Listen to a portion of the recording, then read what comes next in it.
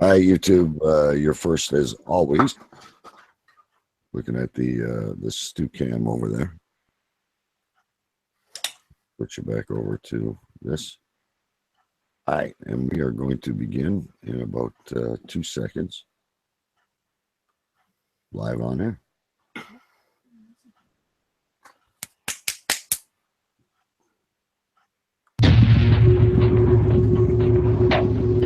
There was a time when the world turned their back on men. Men with a dream and savage yearning within them. Legions compelled by passion that knows no boundary. A consuming flame that defies plausible explanation. Battling the forces of domestication, they find the courage to band together to experience the awesome power of big men.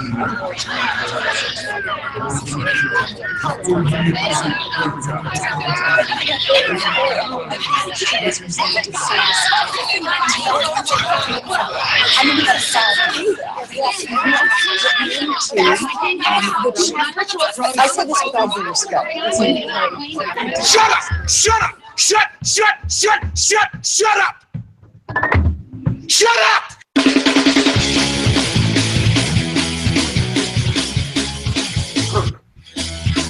Tonight's broadcast of the masculine feminist has been commandeered by the secret society No Ma'am.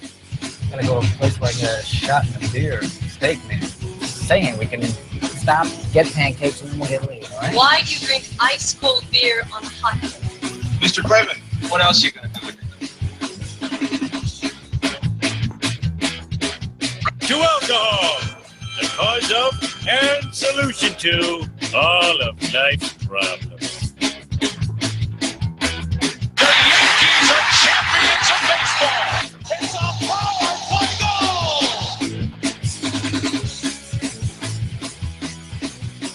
This is Cave Crew Radio.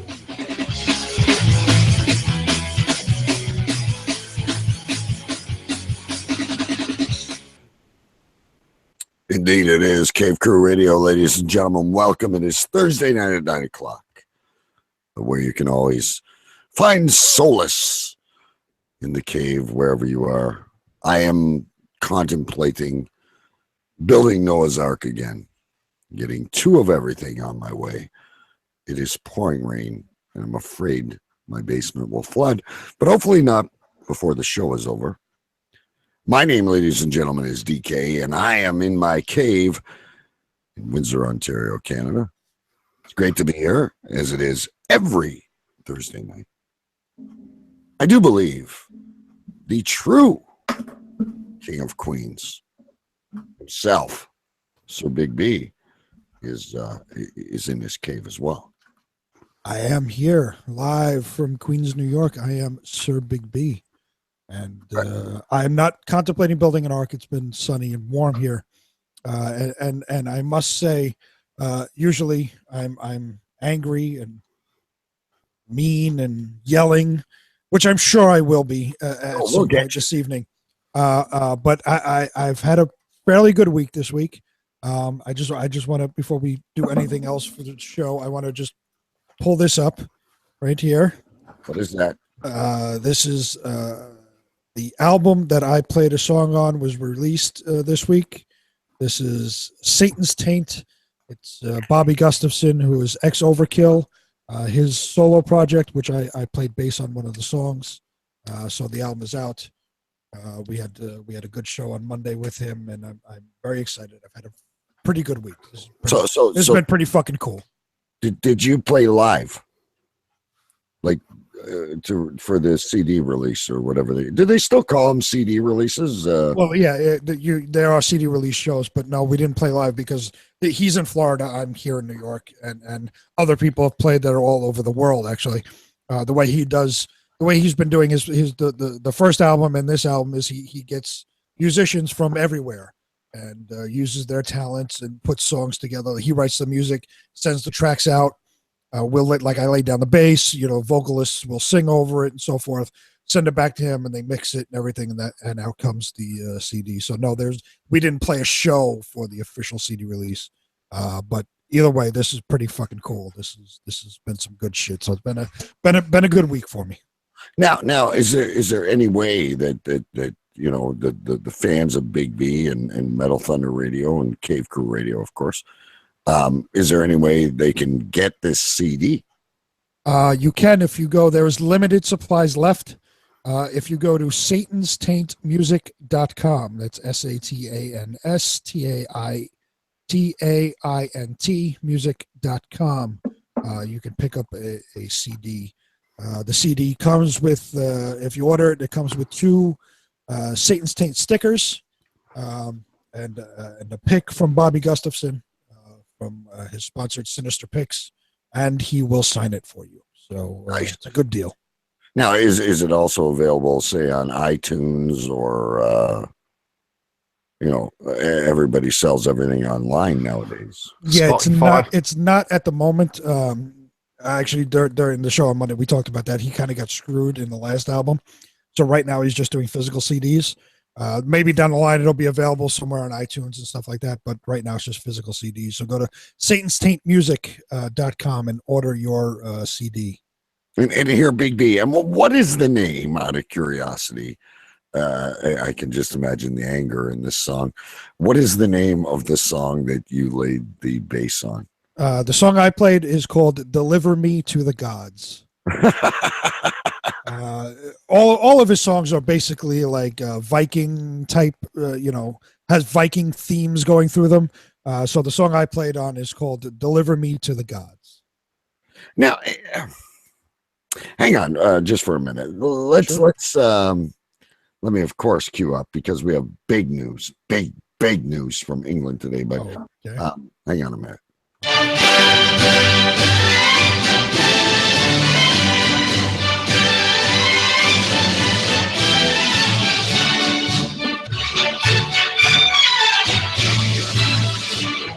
Do I hear London calling? Is London out there? Is London calling? This is Choo Choo Stew. I'm hardwired and coming out in your ears. You sound amazing. Ever since you discovered that, hey, maybe the Wi-Fi in England is shit. It's these old houses. The walls are about a foot thick all around the house. There's no partition walls. It's proper solid brick. So it took you 3 years. We could have had thousands of dollars in sponsors by now for you to realize, I wonder what'll happen if I connect directly to the internet. No, do you know what? It works perfectly well in the day. And at this strange hour, something happens. It works perfectly well until I do Cave Crew Radio. It's 2:00 in the fucking morning over there. Who the hell is awake? I don't know. But it goes to pot at this time of day. All right. I want to go back to Big B, though. I just wanted to bring you in and welcome. We love you. And we have some things we want to. Well, it's good to be here. Thank you. Yes, folks, we know Prince Phillip is 95. We're going to get to this shit. Give us 5 minutes to get settled. We're talking about... Well, you'll find out in a minute. By the way, Big B, you have a fan in the chat room. It's full tonight, by the way. Great to see everybody. Yeah. 2-0 Rangers. Great to see that. Nice. It's really odd to me that Ottawa can't even sell out a fucking playoff game. Anyway, so... Here's my question before we go to all this other shit we got to talk about. We got New York stuff, we got England stuff, we got Ontario stuff in the news tonight. It's really cool. There's a lot of shit going on. But so how do you lay the track down? Like, I not that I was ever much of a musician, but I imagine everyone's in the room at the same time and the drummer does his thing and okay, let's change. So you've just been given like sheet music and you play it. So you're right. It was always you'd all be in the same room. And I did it, back in the 90s when I was playing. We'd all be in the same room. But that was before the digital age, right? So now in the digital age, you can lay a track down somewhere and email it to somebody else.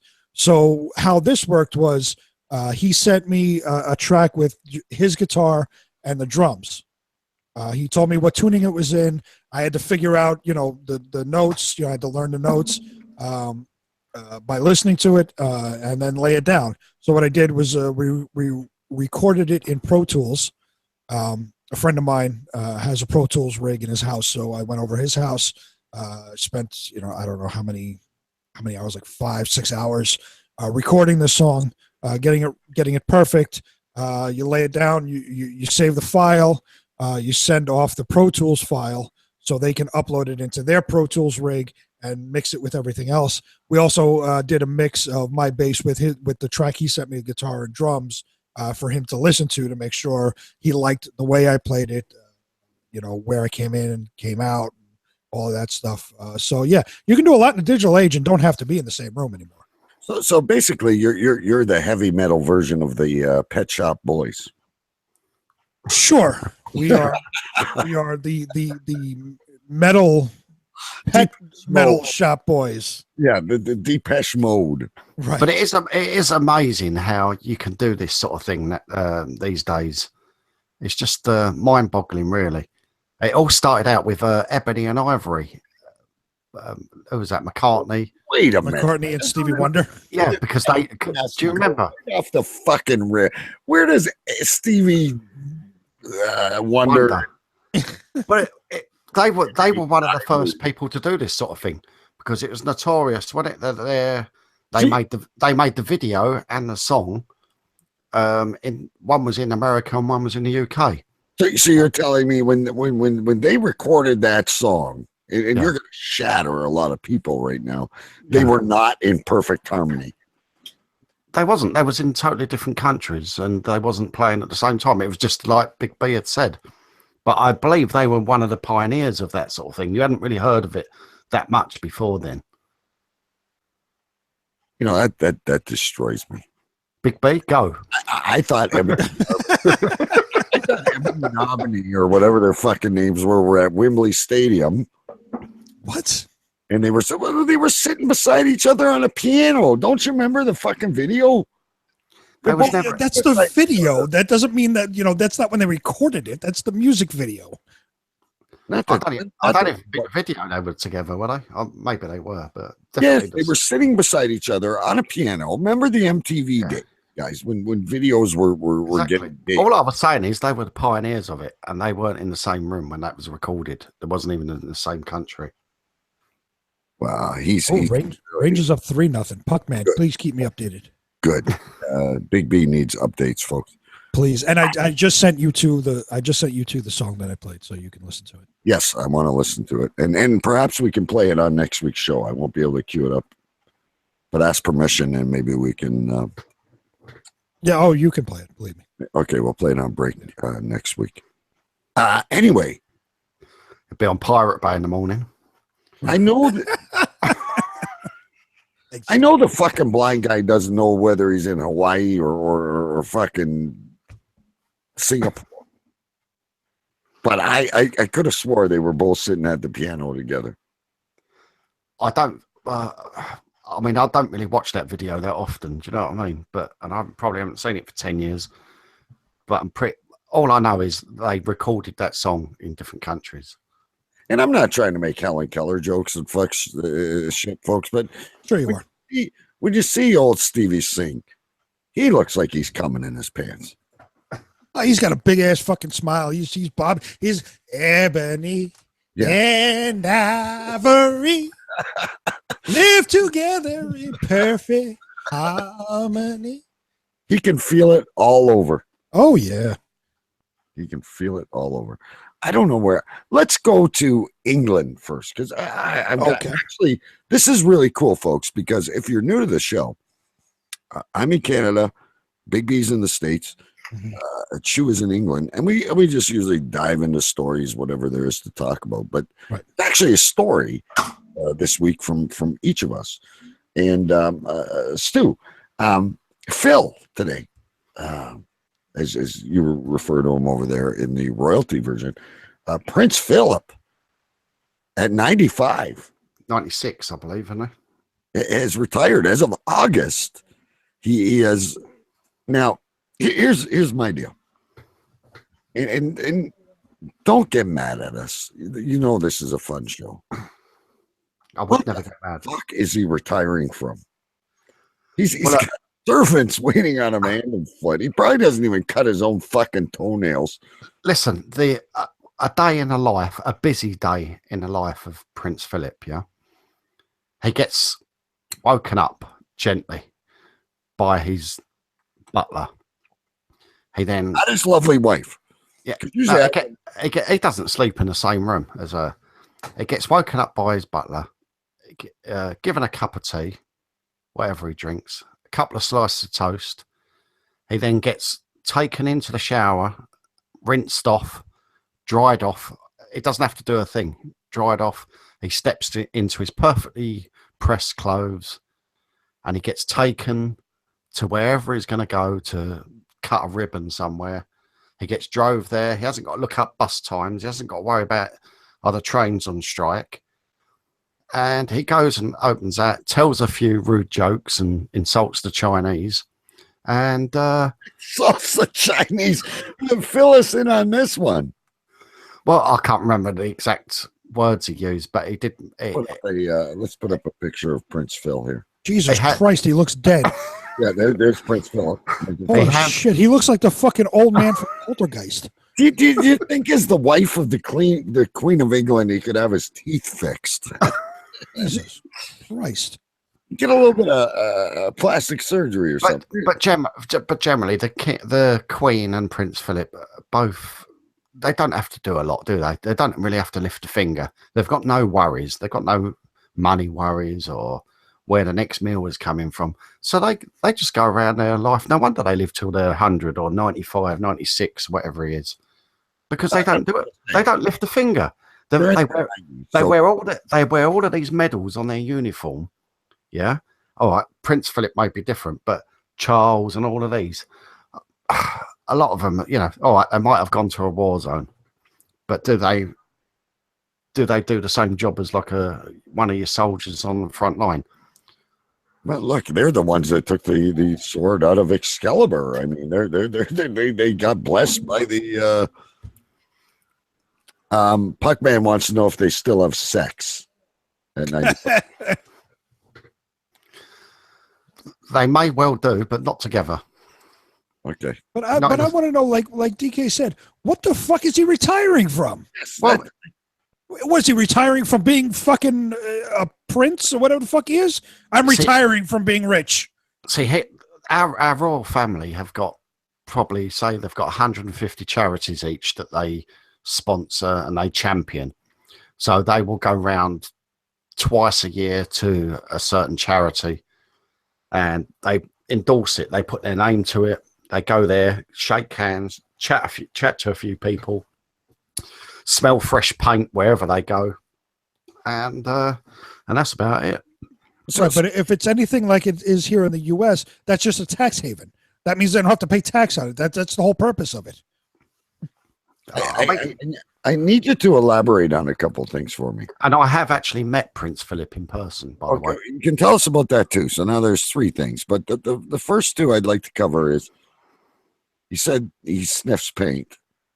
And the one before that is you said he makes fun of Chinese people. Can you elaborate for those of us that don't commonly watch the BBC? Well, here, Prince Philip is renowned for his potty mouth, let's say, and he's got he's meant to have quite a funny sense of humour, and he's meant to be racist. We used to have a program here called Spitting Image, where it was celebrities and people in the public eye that were dolls, puppets. Yeah, the whole show. The whole show was puppets. Yes, I think I've seen that. And yeah, I say he was well known for being like. So he was portrayed as this sort of racist, sort of potty mouth fella. So he's renowned for saying something about you better not stay here too long. You'll end up with slinty eyes. Something along those lines that he had said when he was in China or something like that. So does he have a habit of like fingering, female refugees that come in on the? Well, I wouldn't put it past him. Now, folks, unless you're watching this on YouTube, unless you can see what's going on in the studio, Big B, have you noticed the bright blue headphones? I really have. Even before the show, I wanted to bring it up, but I figured we could wait till on air to talk about his bright baby blue headphones. Well, do you know what it was, right? My other ones, they've got a bit of a loose wire, so I've thrown them out.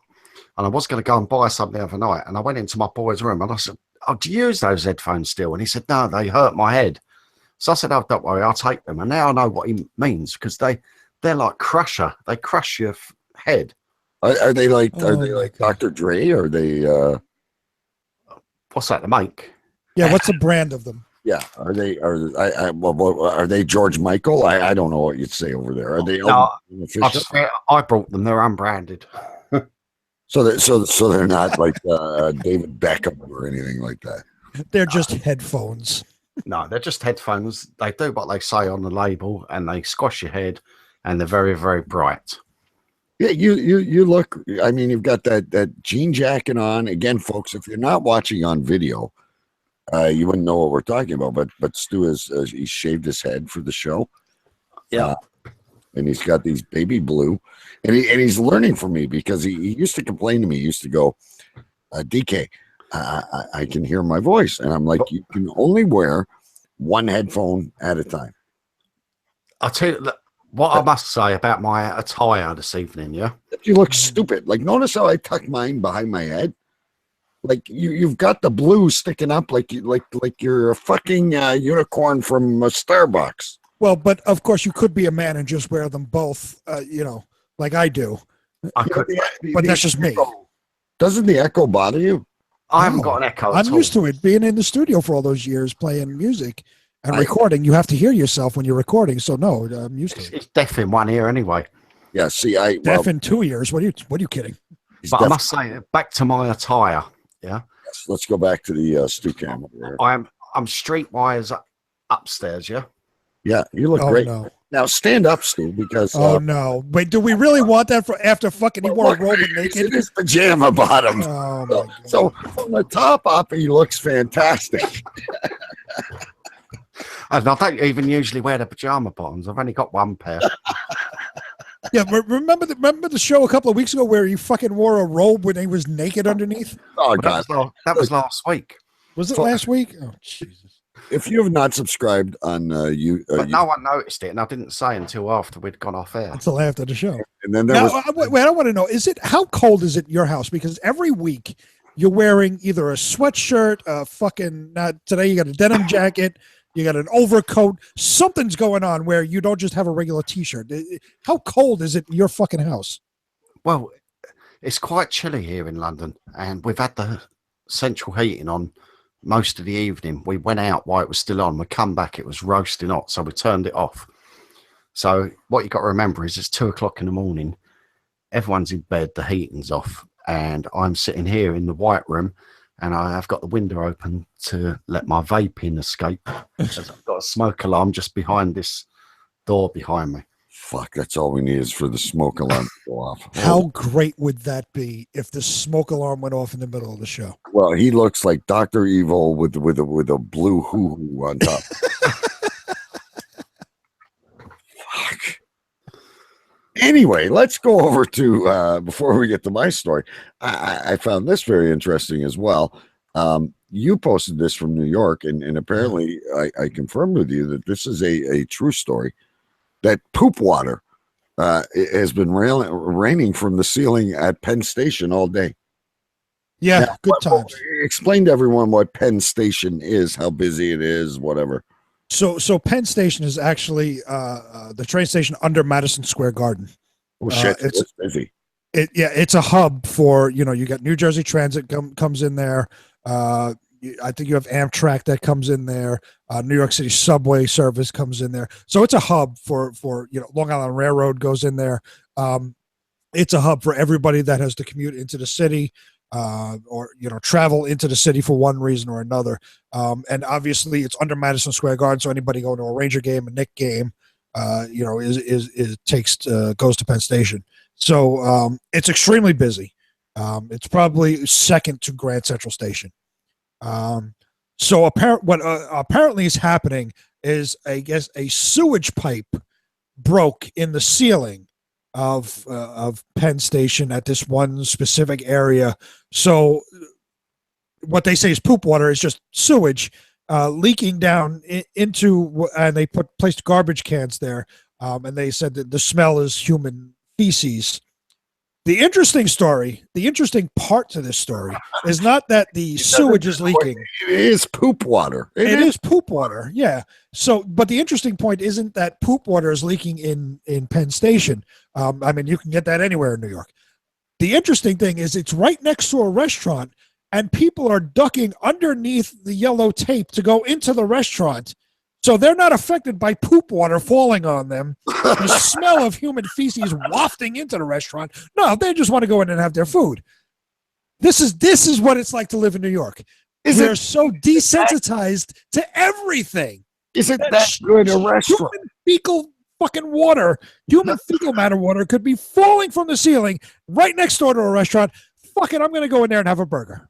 Is there not somewhere else in New York you can go to eat? I mean, this is the world's third biggest city.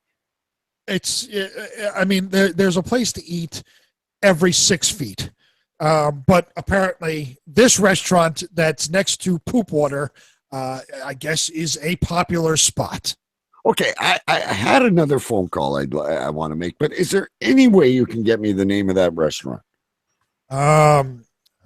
If it wasn't in the story, not right away. But I'd like to call this restaurant. And I'd have to say, I'm not sure if it was in the story or not.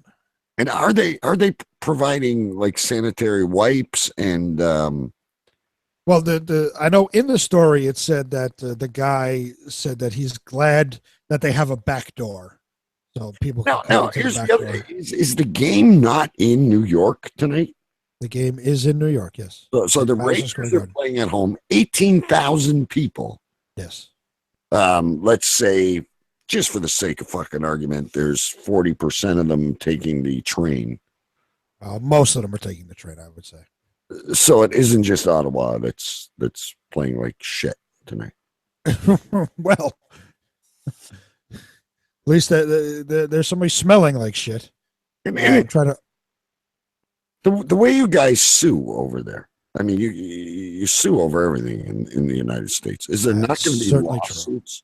I can almost guarantee there's going to be at least 12 lawsuits. You probably won't hear about them just because, like you said, everybody fucking sues about everything. So, like, nobody really gives a shit.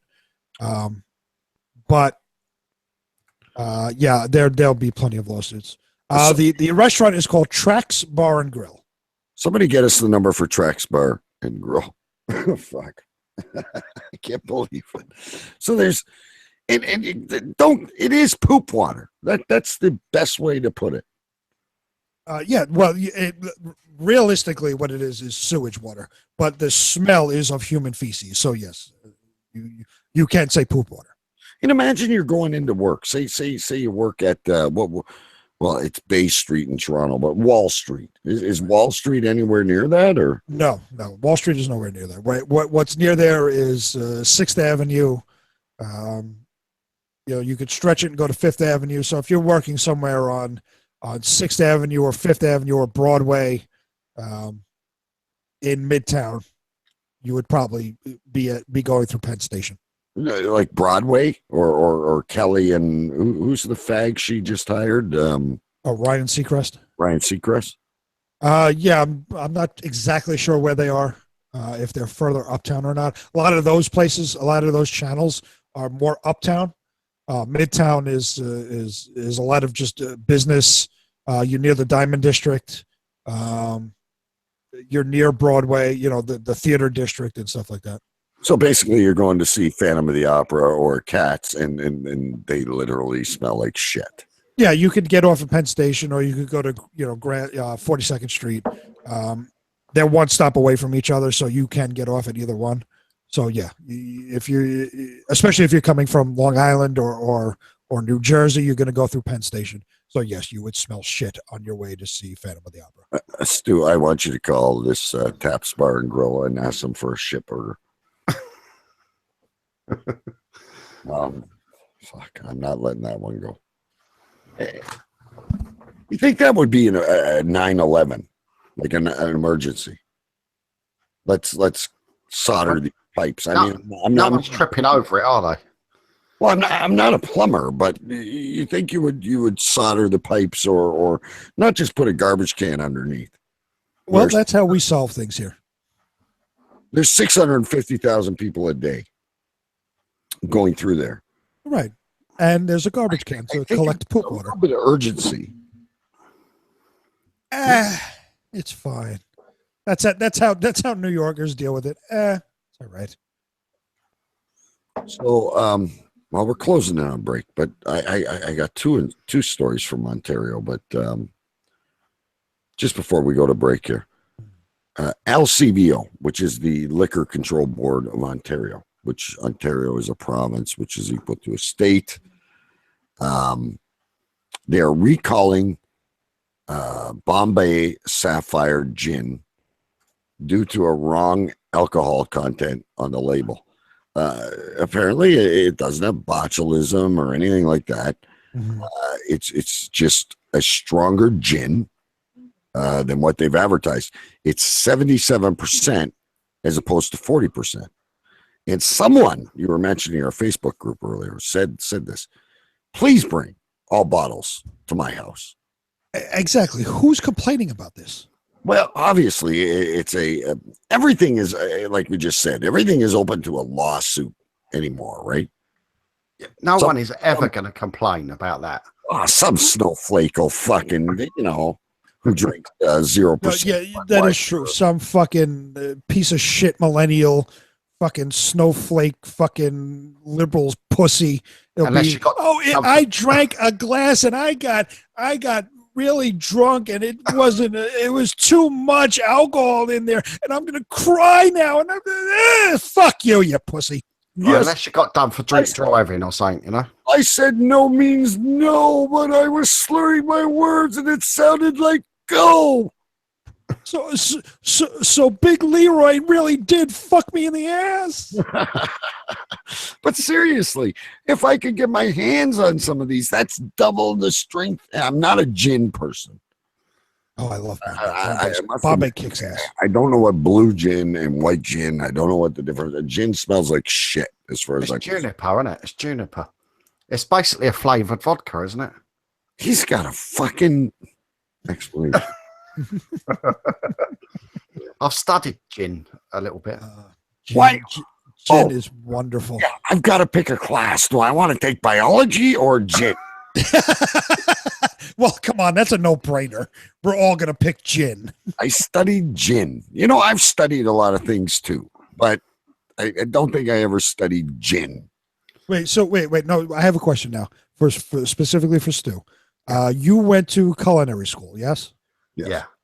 You did. Did they have a class where you studied alcohol? No, I've studied it since I left. When I say I've studied it, I've listened to a podcast where they were talking about gin, I think. So not to say that podcasts ever bullshit and that we never check out our news sources. I believe I would put money on it, but gin is basically vodka and it's flavored with juniper, which are little berries. And other things, it's flavored with herbs and juniper. I have a very Shoot hard down with flames if I'm wrong. And, give me, hold on. Gin on. Let me get a bottle of gin and find out. Okay, we've got a lot of phone calls we got to make here, folks. I want to get a hold of a mixologist if anyone knows anyone, because I don't mean to say Stu is full of shit. Look, my other name is Stewiepedia, and I'm surprised Richie isn't come up on the. Is Richie in the room? It's not even in the room, is he? He is. Usually, my name is Al. Oh yeah. Yeah, Al. Sorry. Usually Al. Richie's on Wikipedia as we talk. I don't know if he's out there. I think he's asleep, but he's out on the porch. Yeah. All right. So I have a bottle here of Hendrick's gin. which Holy is really, shit! You even have gin down there. of course I do. This is Hendrick's gin, which is really good gin. This is a more expensive gin. This is distilled and bottled in Scotland. It's 44% alcohol by volume, so it's 88 proof.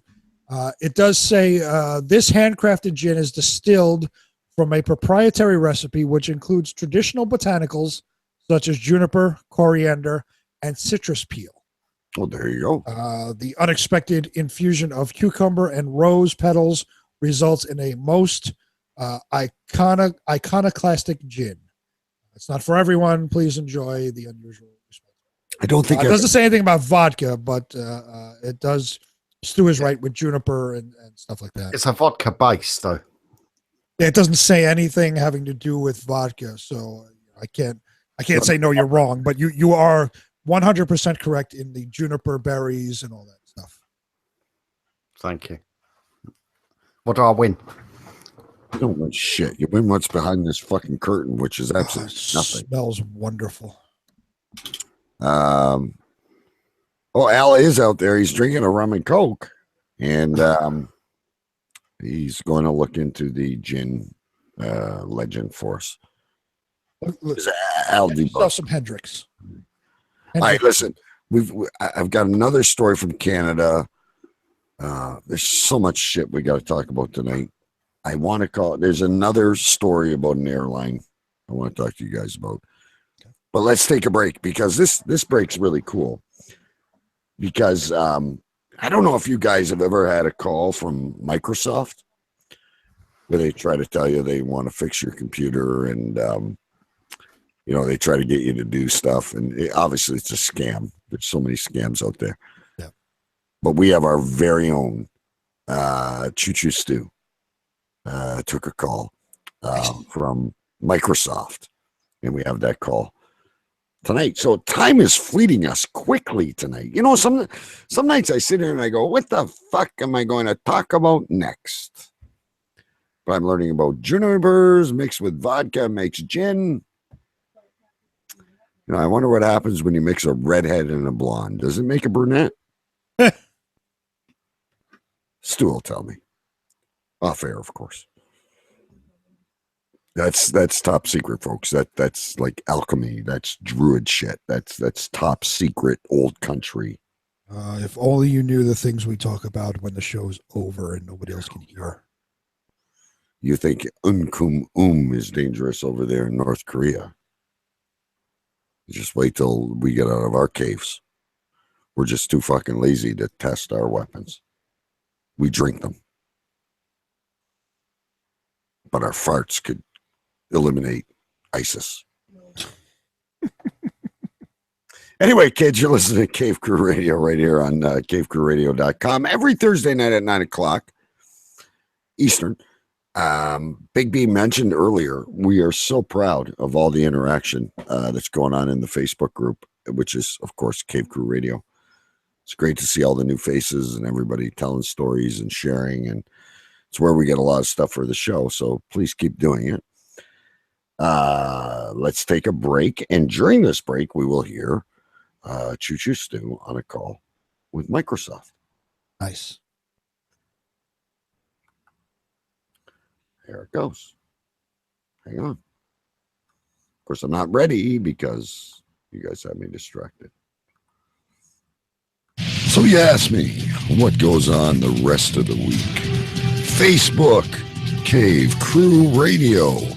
Join the Cave Crew Radio group on Facebook 7 days a week, 365 days a year. Find out where the stories come from. Where are the ideas plugging in? Cave Crew Radio on Facebook. Join today. Don't forget Twitter at Cave Crew Radio. Right, I just booted my computer. Are you from Microsoft? Yes, sir. Okay, right. All right. So now what you can see on your screen?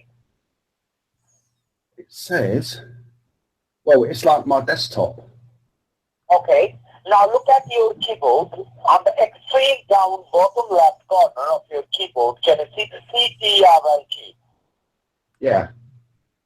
And next to the CTRL, which key do you see, sir? It's got like a squares on it. Yeah, it's a Windows side. It's like a flag. That's it, yeah. Right? Yeah. Yeah, you need to press the flag key along with letter R for Romeo, together in the same time. Yeah. Now, any changes you've got on your computer screen? I've got run, a box that says open. Exactly, sir. And inside this little box, can you see a panel? It says open, where you can type something. Yeah, yeah. The panel is black right now. It is empty. No, it's got words in it. Okay, just delete it, make it black first. Yeah. And type over there, letter E for echo. Yeah.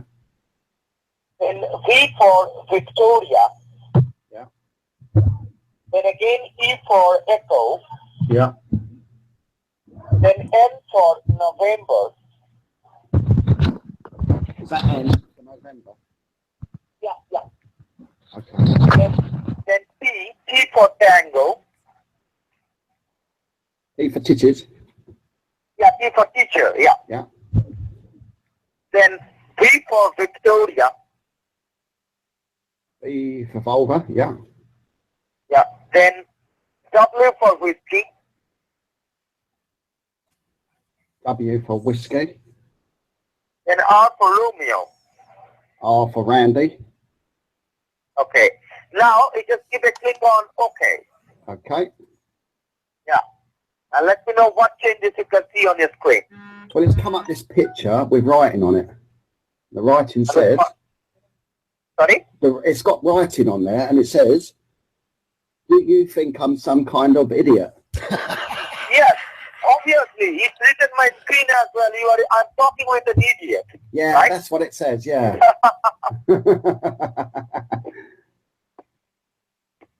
Bye-bye.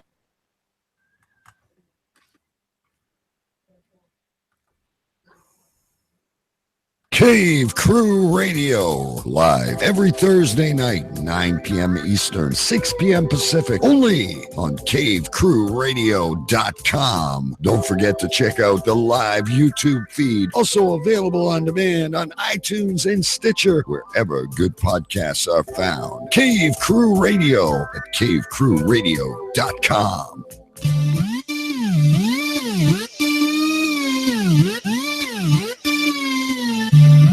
Okay. That was a good finish to that. What did the guy call himself? You there, Stu? Oh, don't tell me we lost Stu after all this time. No, I've muted my mic for the break. You don't have to yourself because I disclosed the. Okay. Well, no, you said society for idiots.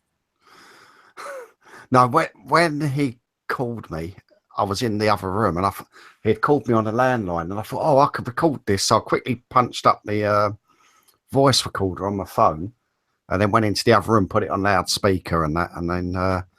I knew what he was going to say before he said it, to be honest, because they've called me so many times, but I never get a good recording of it. So what's the opening line when he calls? Like, what does he say? Well, he first of all he says, "Is that Mr. Such and Such?" Yeah, Mr. Stew. And then once he's done that, he then says, "I'm calling about your computer." As soon as he says that, your connection, there's a problem. And he said, "What?" Because I didn't manage to record the whole lot, so he said, "I'm calling from Microsoft." So that was when I got him to confirm it once I'd switched it on. So you're calling from Microsoft. Right. And he says, yes. And I say, usually when they do it, I say, "Oh, thank God you've called, because I've been waiting for this call for ages." And it's the same bloke and also a woman that does it. I almost know their voice is off by heart now. Now, what exactly are they trying to do? Well, what they do, they connect to you punch something into your computer, you run this, whatever it is, and they can they've got then control of your computer. They can get in it, and they can get behind the scenes of what you can see behind the desktop. They plant a little seed in there, and if you do online banking, stuff like that, they'll get all your passwords. They've basically got they've got a hole into your computer through the back door. But no offense, these guys sound like fucking idiots. Well, they're reading the scripts. They're not the people. They're not the masterminds behind it, are they? They're just sitting there all day long, hoping that 1 in 100 people will just connect with them and do it. Now, I just need to clarify. Did you say V for vulva? I did, and I left a long gap because I couldn't think of anything for W, and I should have said wanker. I just want to confirm that because I'm pretty sure I heard, he said R for Robert, and you said, oh, that's R for Richard. And Yeah. But I'm pretty sure you said V for vulva. Well, I said T for titties, and he said, yes, teacher. And yeah, then I said V for vulva. Yeah, and he said, yes, V for Victor, or something along those lines. You know what? There are some nights that I really starve to come up with a name for a show, but I've got a lot going on. And notice here, folks, my wife has got me this. I think she got it at a seminar or something, but I got this like really cool new green book. Nice. It's got a lot of pages, so you're gonna have to wait. But eventually, I will auction this off with show notes. Yeah, I still have my notebook. Yeah, I have Rumpasaur on it. and My pages. son picked out for me, so this has my show notes in it. And, But I'm yeah, filling it. I've written around. Okay, so anyway, that's Stu with a call from Microsoft. They're always warning us, like there's IRS calls, and the problem I have, because I should play along with it, and you got to teach me how to record these phone calls, Stu. But normally, I'll just tell people to fuck off. This is the government of Canada. You owe us money, or this is the hydro company, and we're going to shut off your hydro. Go right the fuck ahead. Like we used to get ones for new double glazed windows. People calling you, so I would always go along with those. And then right at the end, I say, "Do you think my landlord's going to pay for this?" Because they think you're the householder. Yeah, I like to do that too. Whenever anyone comes to my house, and that's another thing. Like they come all the time, right? We'd like to seed your grass. We'd like to trim your tree, whatever it is. And I always say I rent, and I'd have to check with the landlord, and that scares them away. Yeah. Yeah. It's just like when a Jehovah's Witness comes to your house and you tell them, excuse me, I'm going to give blood. Yeah. That normally the Jehovah's Witnesses will fuck off in a real hurry. Yeah. I don't know. Do you still have them in New York, Big B? You look like you're really intent on something right now. No, I was actually talking to Puckman about the playoff series, and somebody else emailed me something. Yeah, in the chat, but you have a show that you're doing right now. I'm listening to you. You're having quite the wonderful conversation that I'm not involved in. So I usually just tell them Jesus is in the front room with me, and so normally when I tell a joke like that, Big B will do a ho ho ho ho. And I'm gonna have to, of course, go back and edit and plug in a ho ho ho ho ho ho. I said when the Jehovah's Witnesses come to my door, I usually tell them I'm going to give blood. I told them that I worship Satan, and they came back to my house for a fucking 3 months every day. Hey, before we move on to anything else, what the fuck's going on with that never mind the gin. How many bottles of bourbon have we gone through? Because it's been a few. Are we up to 7 yet? We're at 8. 8? Since 8 bottles of Woodford and 1 bottle of Angel's Envy. So 9 bottles in total. Do you pay more for a name like Angel's Envy? No, Woodford is more expensive than Angel's Envy. Okay. I have from one do that. All right. The Jehovah's Witnesses are Capital fans, is what I hear in the chat. Hey, really quick, because I do want a couple other things we got to do here, but what do you think of that Sidney Crosby hit? Because I've got my own opinion on it. I haven't seen it. I heard about it. I heard that he's concussed now and he's out for, as long as concussion protocol will have him out. Because it's fucking the little bitch, Cindy Crosby. I'm sure whoever hit him will be suspended for the rest of the playoffs. And if the Caps are out within the next 2 games, he'll be suspended for the first 10 games of the regular season because nobody can touch little bitch boy. But yet if he does it to somebody else, he'll get 2 minutes in the box and the league will review and say, oh, it's fine. I personally don't care. I don't care if he gets fucking maimed. I hate him.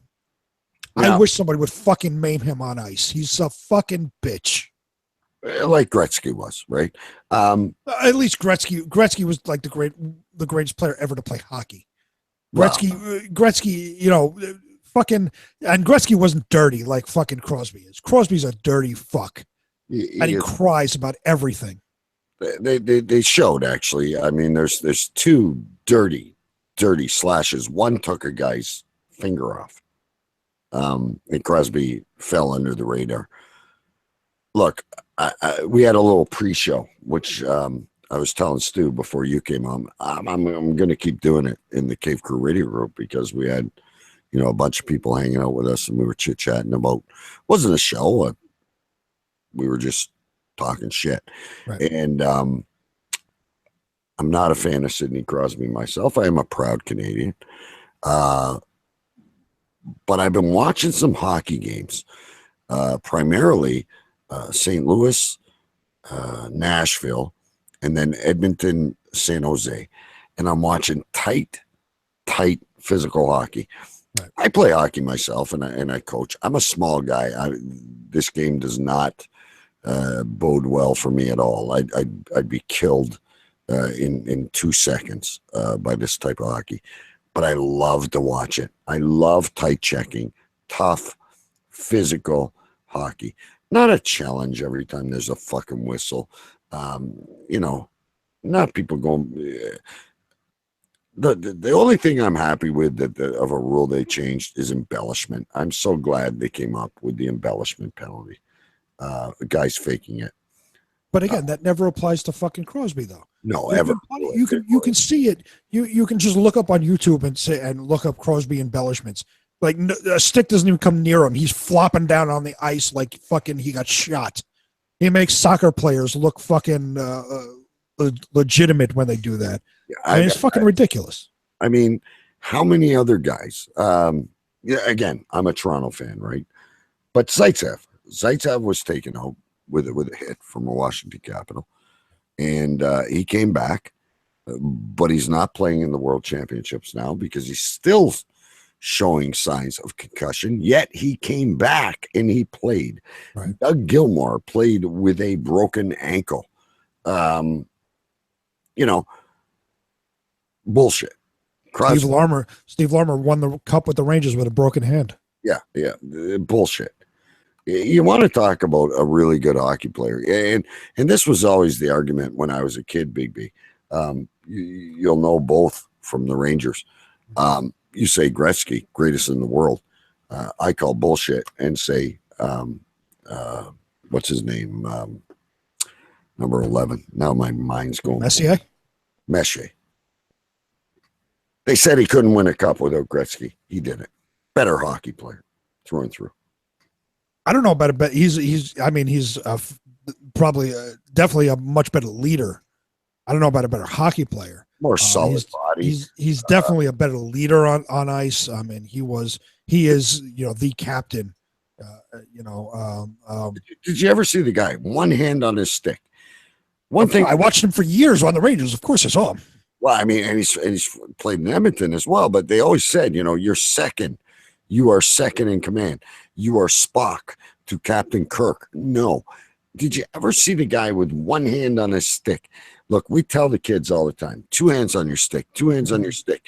And we teach them, you're stronger with 2 than you are with 1. That guy was a fucking beast. He absolutely was. But I mean, if you want to argue Gretzky or Messier, I mean, Gretzky's 1. You got to have Gordie Howe at number 2. Messier could be 3 or 4. It's very close. I mean, but Gretzky scored 100 goals in a season. You're completely missing Bobby Orr. But anyway. Oh, Bobby Orr, yeah. Forgive me. All right, so I would say put Messier at 4, put Bobby Orr at 3, Gordie Howe at 2, Gretzky at 1. A Canadian would disagree with you and put Bobby Orr at 1. But anyway, we're not here to argue hockey. I got to pull up this story about this plane shit just won't go away. Hang on one sec. Did you guys read this one? I did not. Yeah, I read it. I sent it over to you. I've been at a conference all day. You've always got to see. You know, those Japanese guys need to give you a break. Fucking Japanese. They're plotting war against North Korea. Well, I was at a... That may disrupt your workplace, Big B. You may get it. It just may. Yeah, I was at a conference all day today, and then I got to do a presentation on the conference on Tuesday. Let me ask you a question. And again, we always get sidetracked, but we still got a little bit of time. You're presenting to the Japanese, so obviously you've got to get down on that. I don't know how tall you are because we're on radio, but I'm assuming you're over 5'4". Yes. You stoop down. Do you bow before you present? No, there's no Japanese here in the U.S. You told me that you do conference calls with the Japanese all the time. Yeah, conference calls. They're not here in the U.S. I mean, you do conference calls with them in Japan. You Skype. You do video, not just audio, right? No, most of it's audio. Okay, so you're just doing audio. So are you guys like pulling your eyes back and doing dirty? I won't say it's not been done. We'll just leave it at that. There are things that are said, things that are done. Now, Mr. Wang, let's say, I don't know their names. Obviously, I don't work for the company, but does he really call himself Peter or something like? Does he call himself Ho or not? No, they use their names. They use their real names, which is like Ho or Chow. Right. Okay. So you're like, Mr. Chow, I respectfully tell you the accounting department would like to report blah, blah, blah. Right. Yeah. And they went through this whole thing in the company that they called Englishanization, which means the whole company over in Japan had to learn how to speak English several years ago. So that makes it a little easier on us when we got to do fucking conference calls with them. We can speak English and we don't need a translator. So that's the basic. When in Rome, they bowed down to you. I mean, they don't put it that way. They just think it would help business worldwide. But yeah, they realized we're not going to fucking learn Japanese to speak to them. Look, you're here as Big B. You're not here as yourself. So when Mr. Chow is pissing you guys off and you're sitting around the boardroom table, are you guys like bowing and like, yes, Daniel-san, show me paint the fence or no? Oh, believe me. Once the call ends, there's no bowing. First of all, I mean you're in a conference room. You're just bullshitting. Whatever the topic of discussion is, you talk about it. We say one thing, they say another. We disagree, whatever. You end the call, and then there's a whole bunch of fuck them, fuck this. I'm not gonna take it. I don't give a shit. Fuck them. Let them fire me. There's a whole bunch of other shit like that. Yeah, no more sushi. No more sushi at company dinners. That's right. Do you guys like sit on the floor without your shoes on? And no, there's absolutely no Japanese culture in our office. But you know what? If you should meet a Japanese businessman, yeah, and he gives you your business card, he gives you his business card. Yeah. You have to take it with both hands and study it and appreciate it, and then you put it carefully inside your inside jacket pocket or something. You don't just stuff it in your back pocket. That's one of the biggest insults to a Japanese businessman. Where I'll did tell you then, I've insulted a number of Japanese fucking businessmen because we've had them come over for Japan, and we have sat with them, and I've gotten their business card, and I just put it in my throw it on my desk. That is an insult. In Japan, you have to study it and appreciate it. Fuck them then. I don't give a shit. Fuck them. What am I studying? It's not Helen Keller reading. No, but to them, honestly, it's a work of art, and it's a mark of respect that you look at it and treat it like gold. I mean, DK, you do understand that most of the Japanese people commit suicide, right? There's a fucking forest in Japan called the suicide forest. Most of these people commit suicide because of fucking, the business card. People have to stress over a business card. They fucking kill themselves because the fucking font isn't correct. There's not enough boldness on the word fucking Hirohito. I'm going to throw myself off the fucking building because fucking Joe Smith in Toledo, Ohio didn't take my fucking business card with two hands and fucking rub his dick with it and put it in his pocket. Fucking, I'm gonna hurl myself. I'm gonna go to suicide forest and swing from a tree and fucking kill myself with a fucking noose. Jesus Christ, what the fuck is wrong with these people? Hang on a minute, though. Stu, where did you learn this? Is this the same college you studied gin? I think it is. Yeah, this is obviously not on the same day. Who taught you how to respond to a Japanese businessman? In all seriousness, folks, we joke around about a lot of shit here. I found it out on Big B's the one who deals with these fuckers on a regular basis. Yeah, it's true. Yeah. How I found out was the School of Podcasting. I learned it on a podcast. That's where you learned everything. So it must be true. Oh, it has to be true because podcasts never make shit up. Just like, the Richard Simmons podcast, they knew exactly what's wrong with them. Just like everything on this show, everything is factual. Missing. Fucker. Yeah. They know he's missing. Police don't. Fucking asshole. It turned out, I think he just wanted to... now, talk about making things up. Before I want to go to the airplane. I really do. What time is it? We still have time. By the way, the Rangers are up 4-1. Yes. Puckman keeping us abreast of the situations. He changes his handle every single week in the chat room. I know exactly who Puckman is. Oh, do you? Okay. He says Dion Phaneuf just got his ass kicked. You should like that fucking. Oh, fuck. What a piece of shit. Anyway, by the way, Nancy McCowan, when she was on Facts of Life, was really, really hot. The only reason I know I'm saying that is because I see a picture of her. Wait, which one was she?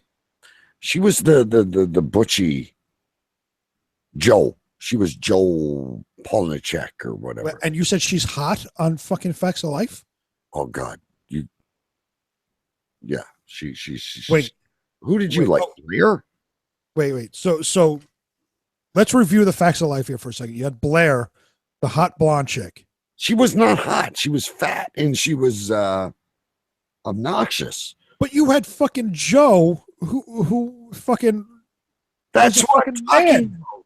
Yeah, she was a fucking man, basically. No, take a look at her. She's fucking hot. Eric Evil in the chat room says same thing. No way Blair was hot. No, Blair was hot. No. The only thing you're out of your mind if you say Joe was hot. Eric Evil says Joe was a dyke. Exactly. It doesn't matter. I'd turn her straight in 10 seconds. She was hot. Look at her eyes, look at her face. Put her beside fucking little piggy went to market. And you're all fucked up. Look, Natalie was hotter than fucking Joe. Jesus Christ. Natalie was a huge fucking potbelly pig. Thus my point. She was hotter than Joe. Folks, we're going to do a survey on Cave Crew Radio tomorrow. There's no fucking way Joe was hot. I don't know. Her eyes are staring at me as I look at this story. Oh, my God. No, I don't think I do Blair. I definitely do Joe, because Joe would do naughty things. Are you kidding me? I think Joe would do naughty things, and Joe would go to me at the restaurant under Penn Station, and we would eat and still make nasty without protection. Yeah, Joe would go to you with a strap on and tell you to bend over. No, that's not true. Oh my God. Anyway, Puckman agrees with you though. Puckman says I agree with DK. Nice looking brunette, just played the cool girl. Yeah, I mean, maybe it's like a Canadian lumberjack type of thing, you know, like a rough girl who would go out there, cut firewood, take her pants off, and fuck the shit out of you. Sure, Canadians like Paul Bunyan. Yeah, but Blair, like, she's like, how many pounds of foundation did she have on her face? She's like, who's the fire starter in the Stephen King movie there? Drew Barrymore. Drew Barrymore. She's like Drew cute. Barrymore at 50. Drew Barrymore's cute. Yeah, she's lovely. She was when she was 14. You telling me Drew Barrymore's not good looking now? You won't kick her out for farting, would you? He's got more racetracks down her arm than I don't. God. Anyway, next thing you guys are going to tell me is Ellen is straight. Next thing you're going to tell me is Ellen is hot. Because apparently you're lining them up. You're going to say Joe. You're going to say Ellen. You're going to say fucking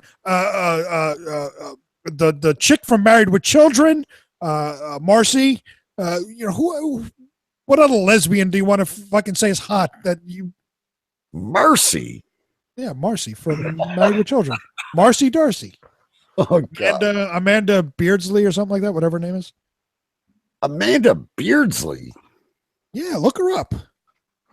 Somebody Google Amanda Beardsley and send me a picture. Okay. I'm not 100% sure that's her last name, but it's something close. Just look up Marcy Darcy from Married with Children. I know Marcy Darcy. You guys need to take a look at Joe Polonic. Oh God, Amanda Beardsley or something. Something to that effect. I don't know. The ones I used to think were hot was who was the chick Kevin James was married to and left the Church of Jesus Christ. Oh yeah, she's hot. Was that KD Lang?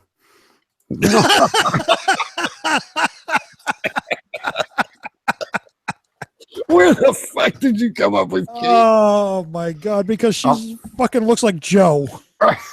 No, she does not. And I have to agree with Puckman. Olivia Munn is hot. Yes, she is. She's absolutely hot. You know who was hot though was Alanis Morissette. Talking about what the fuck is wrong with you? Alanis Morissette. She was fucking filthy, and I don't mean in a sexual way. It was like she hasn't showered for a week and a half.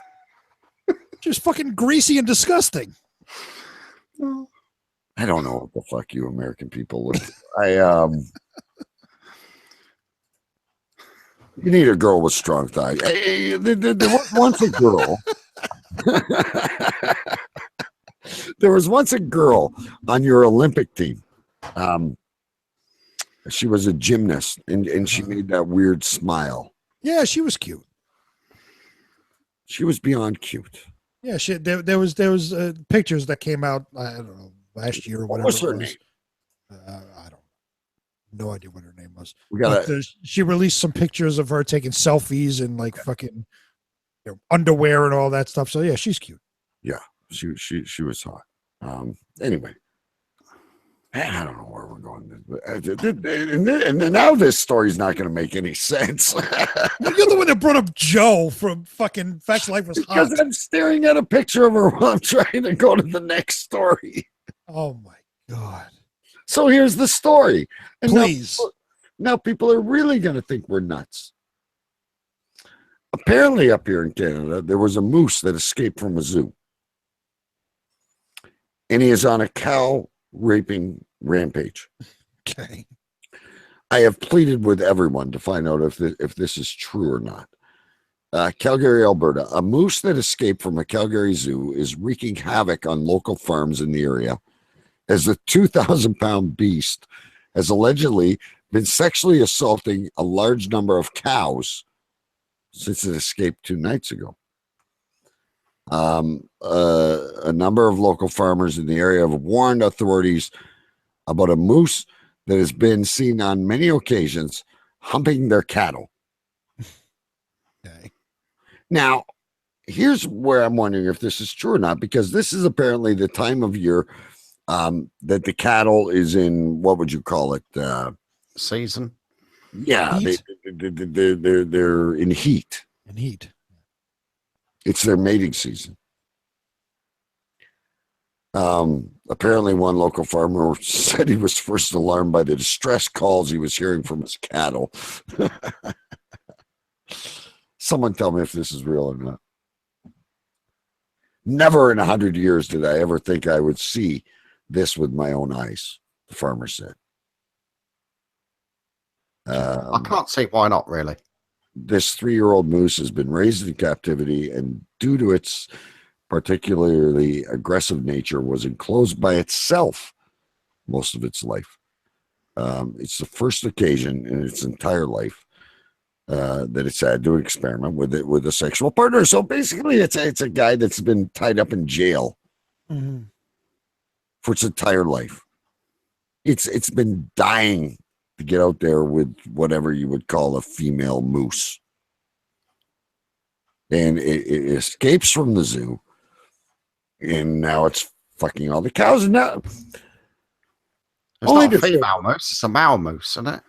Well, yeah, well, if the male moose is fucking the female cow, Well, Eric Evil asks in chat. He says female cow with a question mark. Basically, because all cows are female. right? It would be a bull if it Right. was a. Here is the sick side of me, folks. Not that every side of me is not sick, but that would create a really interesting meat. Have you ever had moose? No. Probably not. In Canada, they go up north and they kill moose. I've had moose, actually. Yeah, you have to cook it very slow. You have to marinate it. It's a very tough meat. But we've all had Angus steak and beef and all these other things. I think the mixture of moose and cow would be excuse me, interesting. Yeah, definitely. Aside from this perversion of sexual moose's fucking cows. Cow moose. Be nice. I think it would be really cool. And again, someone verify the story. I don't know if we're reporting bullshit here or we're not. All right. We're getting to that time, so I want to move over to this, guys. Over the past couple of weeks, we had the first story of the doctor who had his seat reserved. I believe it was U.S. Airlines, and he was United Airlines, right? And he was removed. And then there was the other one where the guy had to pee last week, right? Well, apparently there's another one. There was a flight from, hang on a minute. There was a flight from Hawaii to LA. There was a young couple with a 2-year-old and a 1-year-old. And the Delta staff told the California couple they could be jailed and lose their children if their son, 2 years old, doesn't give up his seat. And they were again ejected for overbooking. A little bit of a fight. The guy agrees to give up the seat. They still remove them from the plane. And as they're removing them from the plane, this gentleman says that he sees at least 5 people waiting for a seat. We talk about a lot of crazy shit on this show. And I don't mean to constantly revisit the same subject over and over and over again. I think, Big B, you agree with me, though. There's 40 seats on a plane, 100, whatever it is. You sell 100. Yes, you can buy, okay, if someone cancels, look at How do you lose your seat on a fucking? If they paid for this child's seat, if a flight from Hawaii to LA is $350, let's say, and he's bought 4 tickets. I don't care how old the kid is. He's bought 4 seats. Right. And there are people that are, this seems so, I don't understand it. I'll tell you what. It's you have these rows, right? The plane has rows. It's just say row 12, and it's broken up into 3 seats on either side of the cabin. So it's A, B, C, D, E, and F, right? So if you sell ticket for row 12 seat A, you cannot sell another ticket for row 12 seat A. It's not possible. Agree. It's just like you go to a fucking hockey game or a baseball game. If I go to Yankee Stadium and there's the 40,000 people can fit in the Yankee Stadium, and I buy a seat that's in section 225, row L, seat 5, nobody else can sit there because I have that ticket in my hand. Somebody may try to sit there, and I go and get security. Security comes down and says, "Oh, let me see your ticket. You don't belong in this section. You go somewhere else." I sit in my seat because I paid for it. I have a ticket for it. You can't sell, if you're in a 40,000 seat fucking stadium, you can't sell 80,000 seats. You can't double it. 73B twice. Exactly. What the fuck is going on? And why are the airlines allowed to do this? But you have to be removed. You have to leave because of overbooking. That's not my fault. That's your problem. You decided to make more money than is necessary, or more money than you should have. Because you decided to sell seats twice. That's not my fucking problem. That's your fucking problem. Why they're allowed to do this, why the FAA allows them to do this, is beyond me. And why is the person that has the backup to your seat allowed to replace you? Exactly. First come, first serve, isn't it? Okay, Stu, I have my seat, and Stu comes up and he goes, I really, really got to get to XYZ, wherever it is, right? And they say, okay, Mr. Stu, pay us the money. If DK does not get his seat, then you can go. Not, we're going to drag DK out. Imagine what this is doing for fucking business. Like Eric in the chat room says he bought a ticket for a Dallas Cowboy game that didn't exist. That was probably a scalper ticket, and someone was faking. Probably.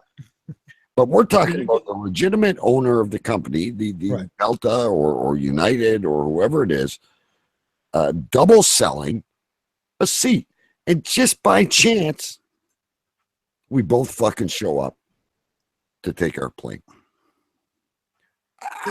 You can't. We're in a world of human rights, and this is wrong, and we can't do this, and we can't judge transvestites, and you got to use this washroom, but I can't have the seat on my fucking plane. I don't get it, Stu. You've always got a rational answer. It makes no sense to B and I. You're comparing transvestites with plane seats now.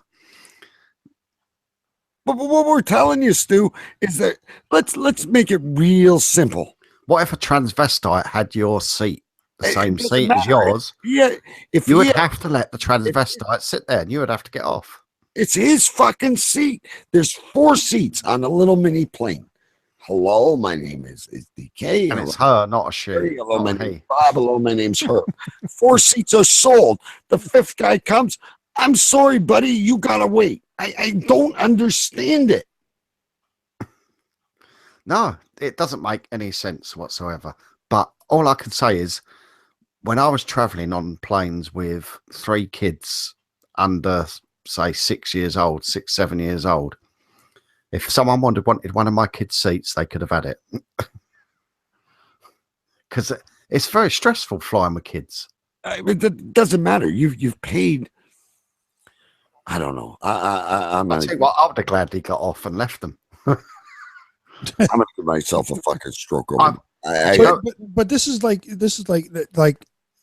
if you go to a movie here in New York, they're redoing a lot of the movie theaters where you have these recliner seats, and you buy specific tickets, just like you go into a game. You buy a specific ticket for a specific row and a specific seat.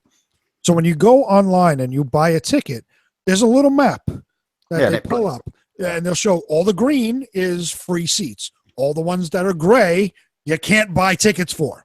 So you have to choose all the ones in the green ones. You can't choose a gray one because that ticket's already sold.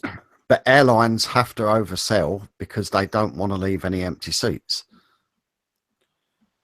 I know it's wrong, but that's what they do. I said this a couple of weeks ago. I'm going to say it again. I don't know how to explain this to you, Stu. I have 100 seats. I know what you're saying, but I've got the money. I've got the money for the 100 seats. But when only 95 people turn up, they could have made an extra $500 or whatever it is. No, but here's the thing: if they have 100 seats, right? They sell 100 seats. If only 95 show up, they still got paid for 100 seats. But they can make an extra $500 by selling an extra 5 seats. But because on average, let's say 5 people per plane don't turn up on average. Mm-hmm. Yeah, so but lately they're overselling. It's wrong. So let's look at it this way, though, right? If you have 100 seats in a plane, you sell 100 tickets. That's it. That's all you sell. You sell 100 tickets. Yeah. If 95 show up, you always have those guys, those last minute guys that come running to the airport. Yeah. Is there a flight to Chicago? Yeah. Whatever. Well, they'll put you on standby. If 95 people show up and we have 5 empty seats, okay, you need to get on this flight, pay for the seat. You know, the seat is empty. Go jump on the plane. Standby. Yeah, standby. It's not that they sold 100 seats. It's not that they sold 105 seats out of a 100-seat plane and all 105 people showed up. But then they have to pick and choose. What I'd like to know is, how did they choose? I think this was a 2-year-old child. How did they choose that this 2-year-old child had to leave the plane? Well, how did they choose the heart surgeon?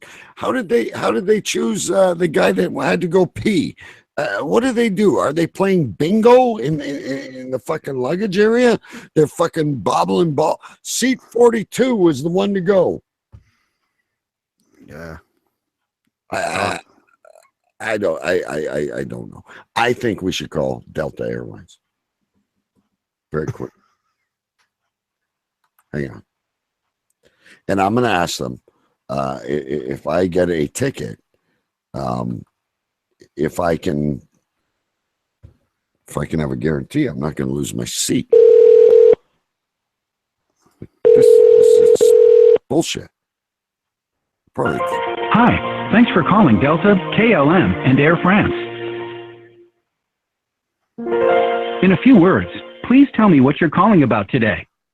Like, plan a trip, change my reservation, or check the status of my flight. I'd like to book a seat. You want to speak to someone? Seating. Are you calling about an existing reservation? No. Want to speak to All someone? right. I'll connect you with a Delta representative who can help. So you know, your call may be recorded for quality assurance.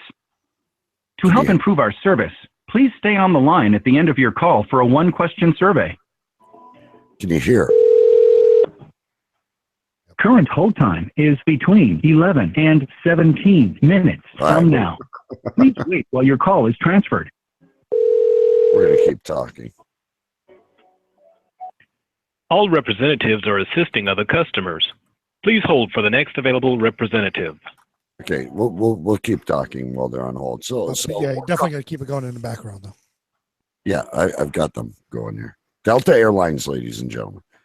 I want to know if they can guarantee that I will get my flight from Detroit to Atlanta. When you're chasing your dreams, every little bit helps. So fly Delta Comfort Plus and take advantage of Sky Priority boarding, up to 4 more inches of legroom, free premium drinks on flights over 250 miles and more. Does that guarantee you're going to keep your seat, though? Learn more. And what if everyone gets priority boarding? Then there's a fucking riot at the gate. Who gets priority at the priority boarding? Yeah. And are you excluded from the lottery that removes you from the plane? Oh, that's true. See, priority boarders don't get kicked off. That's true. I'm gonna ask that question. Well, we got to ask that question. Yeah, is first class part of the lottery? The app now has interactive maps with turn-by-turn walking directions for 20 major airports. Just one of many ongoing improvements we're making. Update or download the app today. Yeah, so we got a map when we get thrown off the plane of how to get to the fucking hotel. Yeah, but don't worry, they'll pay for a cheap hotel and give you a free flight. 6 years from now. Apparently, though, these people with the little baby, they didn't get offered a hotel or anything. Really? That's fucked. This reminds me of like I'm watching like an Arnold Schwarzenegger. Does like the journey get better at every turn? Go see with SkyMiles. Every time you fly, you get miles that you can use to unlock award travel, upgrade your seat, and more. To see where SkyMiles can take you, visit delta.com/SkyMiles. like one of those science fiction movies where they're trying to trick you into playing the Running Man or something. Do you know what they should do, actually? They should charge an extra, I don't know, $10, $20 or pounds a ticket that guarantees it's like that you won't be kicked off the plane. It's like a double security fee. Well, I want to know if I can get that. That's why I want to talk to these people. And I wouldn't be surprised if they put that in. Fine and enjoy your flight in comfort, privacy. With all the fees that go on, I wouldn't be surprised if they tried that. One suite. Part of you should, DK, you need to offer them $20 extra. Offer discreet privacy. Guarantee you won't be kicked off. Addition of full flatbed seats with direct aisle access to make you feel more at home. Available on select flights beginning in the fall of 2017. But tell them that your traveling companion, if they can mark his ticket, that he could be the first to get chucked off because you don't really want to travel with him. And notice that this comfort doesn't start until the fall of 2017. Really proactive thinking.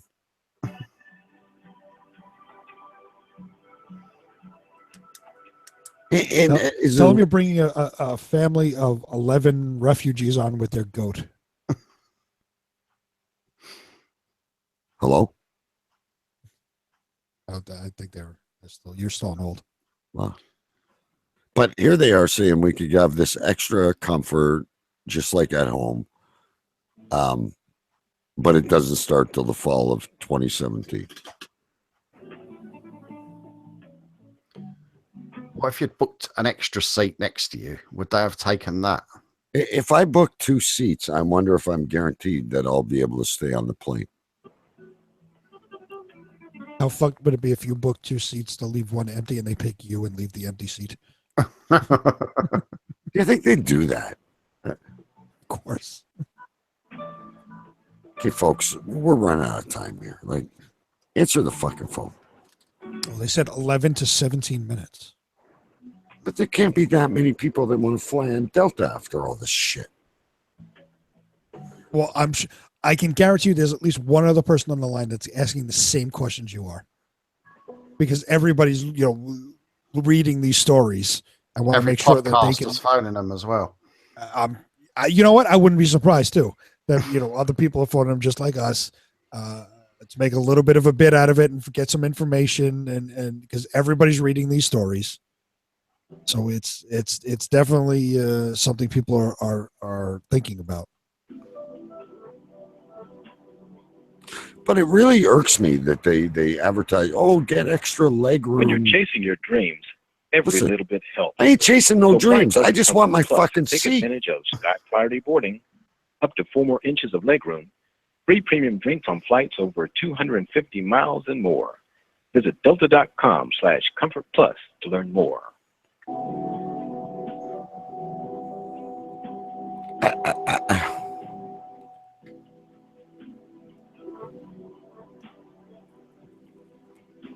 Folks, you're listening to Cave Crew Radio. It isn't nighttime with Donnie or anything like that. we're trying to get a hold of somebody on Delta Airlines right now and actually get you an answer. If I boarded a plane from Toronto Pearson Airport if I would be guaranteed my seat to arrive in, what's the airport in Atlanta, Big B?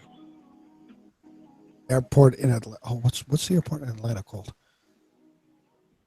Fuck. Remember. I don't remember what the airport in Atlanta is called. It's a big airport, though. There's a fucking train in it. Yeah. You get from one side to the other. It's a big fucking place.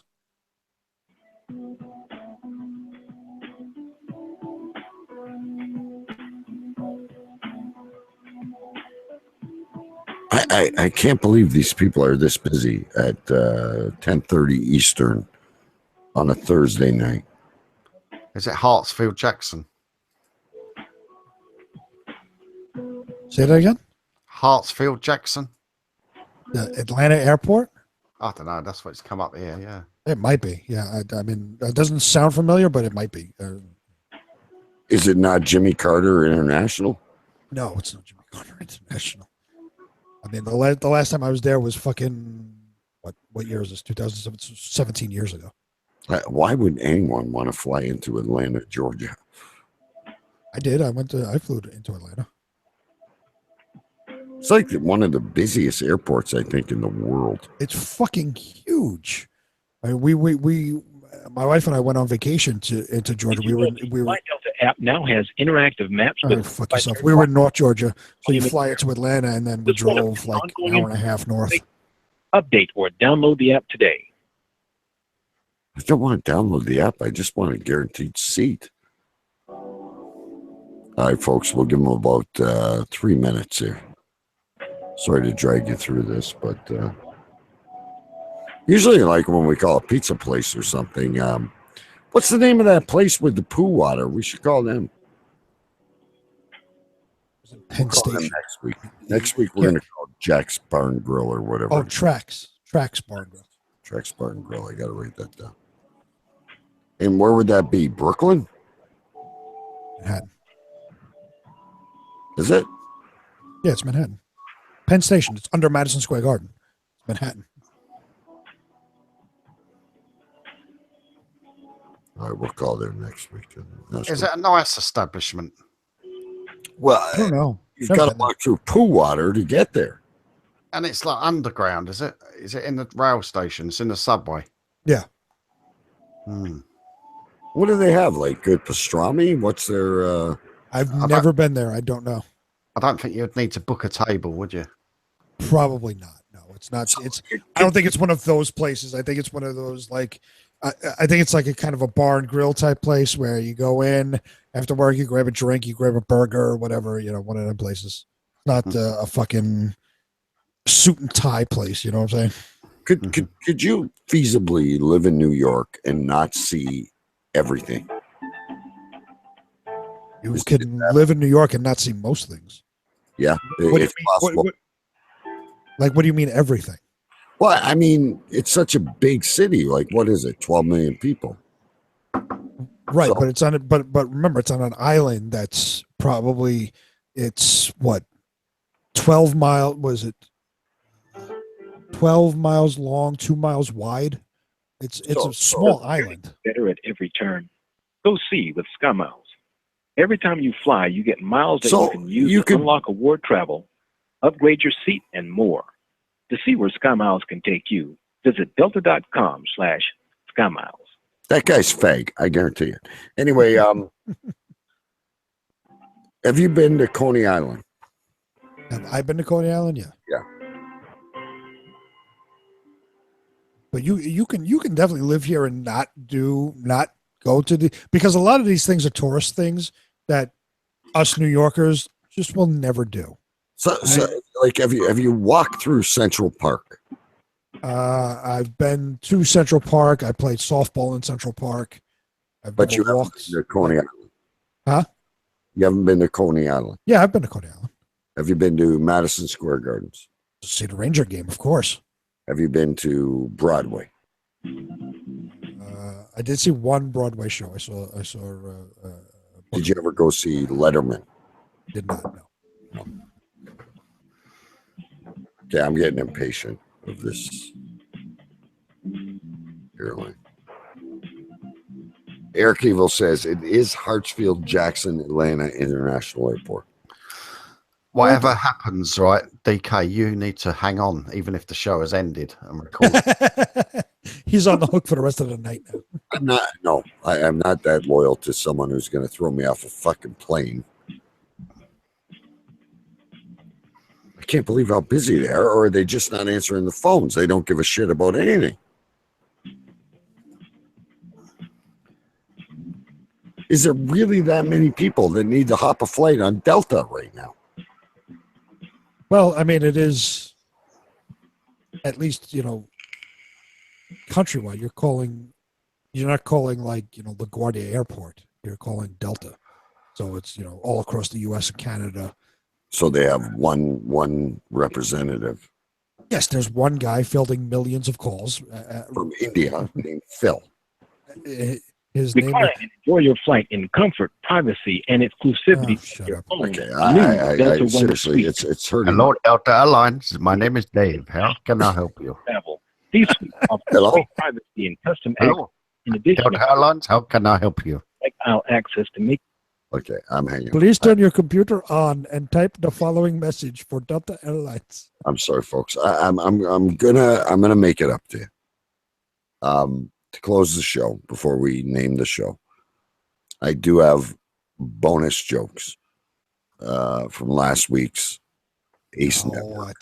I thought we snuck out of this dirty joke show. So let's go to the bonus dirty jokes. Okay, so now let me give you some funny adult jokes that don't have any category, but they're just funny as hell, and I saw these on a Facebook group, and I figured I'd share them with you guys here on the very first ever live edition of Alex's Twisted Comedy here on Ace Network. Live A recording. mother is in the kitchen making dinner for her family when her daughter walks in. Ma, where do babies come from? The mother thinks for a few seconds and says, well, dear, Mom and Dad fall in love and get married. One night they go into their bedroom, they kiss and hug and have sex. The daughter looks puzzled, so the mother continues. That means the dad puts his penis in the mom's vagina. That's how you get a baby, honey. The child seems to comprehend. Oh, I see. But the other night when I came into your room, you had daddy's penis in your mouth. What do you get when you do that? Jewelry, my dear, jewelry, she says. A family is at the dinner table. The son asks, plows right through. Dad, how many kind of boobs are there?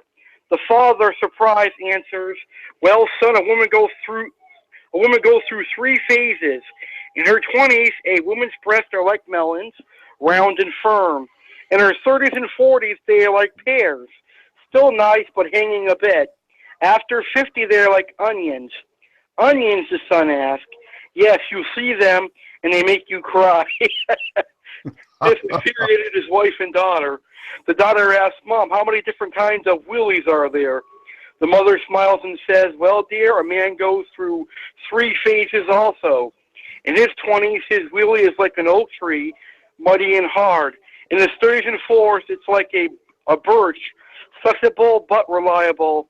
After his 50s, it's like a Christmas tree. A Christmas tree, the daughter asked. Yes, dead from the root up, and the bulbs are just for decoration. There you go. The Ace. What did he call that show? Was that just one long joke? I think it was 10 stringed into. There was not even a space to put some tumbleweed in there, was there? One space.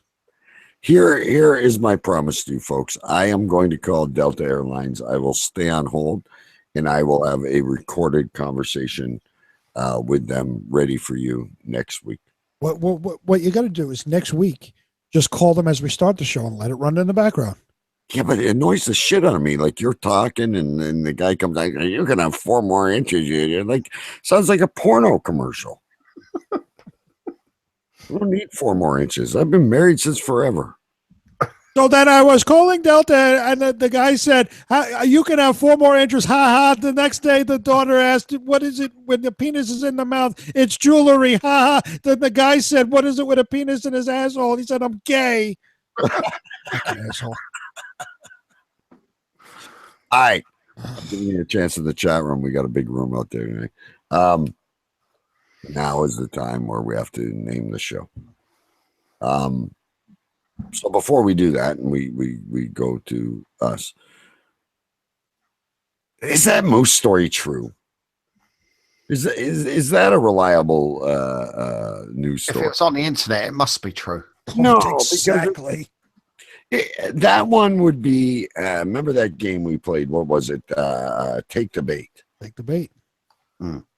Would be a viable. I'd really be sitting there going, Wait, where did the story come from? What was the? Okay, go to the news source. Hang on. It was. Fuck! I took it down. Hang on. It was fakeanimalstories.com. No, it was World News something. And it's fake. It's fake? I don't know. It's World News. It's fake. While we're waiting for people to name the show, I did have two really quick Facebook things. We had a thing, not affecting me personally, but in the family where there might be a lawsuit involved. And I was privy to it because my wife works for a lawyer and they wanted advice and blah, blah, blah. And please don't say anything. And of course, I've got no interest to say anything to anybody about this. And another member of the family posted on Facebook, and I of course, went to my other member of the family and said, by the way, this person is posting all this. I have two things. Number one, why... I don't care what it is. You're fighting with your wife. Your child has ran away. I don't care what the dirty laundry is. Why do you feel the need to post it on Facebook? Because if I'm arguing with my wife, you ain't going to know about it. Right. Okay. We're going to argue. And we're either going to settle it or we're going to divorce. Now, we've been together forever, but I'm just saying, I'm not going to go on Facebook and say, my wife, whatever. That's one thing I don't understand. The other thing I don't understand is when people go on Facebook and they go on vacation and they post pictures and say, having a great time in Santa Monica, California. Are you not saying to people, hello, there's nobody home, break into my fucking house?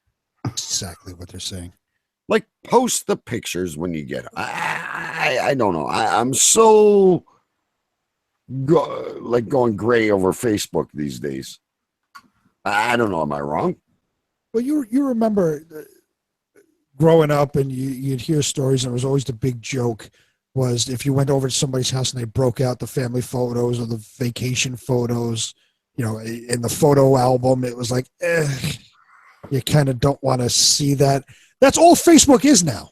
It's people opening up their fucking photo album, but now suddenly everybody's interested. But not just their photo album. I know exactly. There's people that I don't even know how I know them. Are they podcast hosts? Are they someone I played a game with on? And I know exactly what the problems are in their relationship. It's not my business. Yeah, I agree. I'm smart enough to scroll to the next story, but I do happen to look, and there's 400 comments of people giving them fucking advice, and you don't even know them. Yeah, it's ridiculous. And I'm just as bad because I'm getting angry about it. Okay, we got no name. Can I briefly tell you? Remember early on, I said there's something that pisses me off. Yeah, go for it. If I could tell you, and it's probably just me, but I just find it really fucking annoying. You ever see, and this happens with women mostly, if you go outside and it's kind of a spring day, they put their jacket over their shoulders, but don't put their arms in the armholes. So they just walk around with it draped over their shoulders. And that looks so fucking pretentious to me. Yeah. You're walking around with it draped over your shoulders, like, I have a jacket on my shoulder. Like somebody had to fucking come, like they had to stand there. Somebody had to put it over them. Like, I'm not good enough. I'm too good to put my arms through the armholes. I just want it draped over my shoulder. I'm special. You fucking cunt. Just put your fucking arms through and walk around like a normal fucking human being. Or look, now you've got me started. We got to end this thing. But did you notice my eyebrows? I'm very, very sorry, but what have you done to him? My wife will come and say, I had my eyebrows done today, and you didn't even notice. But you know what? I complimented how your panties were riding up your asshole. Well, I didn't even know you had fucking eyebrows. I was in the supermarket earlier on tonight, right, with my wife, and this fella walked past me, and he was like a muscle man, a bodybuilder, and I was looking sort of down. So as I see this bloke walking towards me, I looked up, and I saw this muscular body, and I was thinking, "Fuck, this geezer is like it's the works, he's got it all. Muscles where you didn't know you had muscles." And then I looked up at his face, and he had these perfect eyebrows that were all like, I don't know what you call it, but they was all shaped. And he looked like... It's the eyebrows. My wife would love you. But he looked like a woman. I said to well, my wife was in the other aisle, and I phoned her. Over the muscle guy with the nice eyebrows. I said, have a look at... I said, did you see the muscle man? And she went, no. I said, come round. I said, come round, you've got to look at him. She goes, I'm not coming round. I said, no, come round and have a look. I'm contemplating whether to take a picture of him or not. And I was thinking, this guy's going to it's going to rip my head off if he sees me taking a photo of him, He had a cell phone conversation with his wife in the other aisle about this guy. And we complained about the kids. Oh my God. Did you see have you seen the muscle man? The muscle man, the muscle man. I mean, he was obviously on steroids and that, but it wouldn't look that bad. But it was just these eyebrows that perfectly coiffed eyebrows. I've just changed my... He looked like a girl. I just changed the vote of my show. Anyway, let's go to... I'll put it out there right now. I mean, I've been looking at retiring princes, juniper berries, poop water, V for vulva. I was hooked almost the entire show. I wanted to call it V for vulva, but now I've changed it to have you seen the muscle man? What do you say? I have Prince Phillip sniffs paint. Oh, I like that too. Well, I've got a kamikaze business card. Oh, that's good too. Now we're all over the map here. Prince Phillip sniffs. Eric Evil wants to know if he had a Brazilian too. I just have you seen the muscle? I doubt whether there was a hair on anywhere on his body apart from his head. When I wake up tomorrow morning, and my wife's gonna think I'm fucked, but that's nothing new. The Prince plane and the poop. We're back to the poop again. Where did we talk about poop? Yeah, where did the poop come into it? Yeah, that was poop water. Oh yeah. Oh, the poop water. Yeah. Okay. Yeah. All right. So we have what was yours? Could have had a urine stench station. Well, that's too. So you guys are making it too hard for me. I still like V for vulva, but Eric says the moose is loose. The moose is loose. Prince Phillip sniffs paint. Have you seen the muscle man? And what was yours, Stu? A kamikaze business card. I don't know. Is anybody going to bend on this? Well, I'll go with Prince Phillip sniffs paint. All right. I will also succeed to that. So, folks, the name of episode 15 is Prince Phillip Sniffs Paint. I will, however, as I leave the show and walk upstairs, be singing, "Have you seen the Muscle Man?" Oh my goodness. Let me cue up the end of the show. It's getting late. Very late. Kids, you have been listening to Cave Crew Radio right here on cavecrewradio.com every Thursday night at 9 o'clock Eastern, 6 p.m. Pacific. Available on iTunes, Stitcher, wherever good podcasts can be found. Please, if you like what we do, tell a friend. We're only here to laugh and have a good time. Thank you so much to everyone that listened tonight and all of you listening on download. Till next week, I will get a hold of Delta. They won't nudge me out of my spot in the talk queue. Shut up! Shut up! Shut up!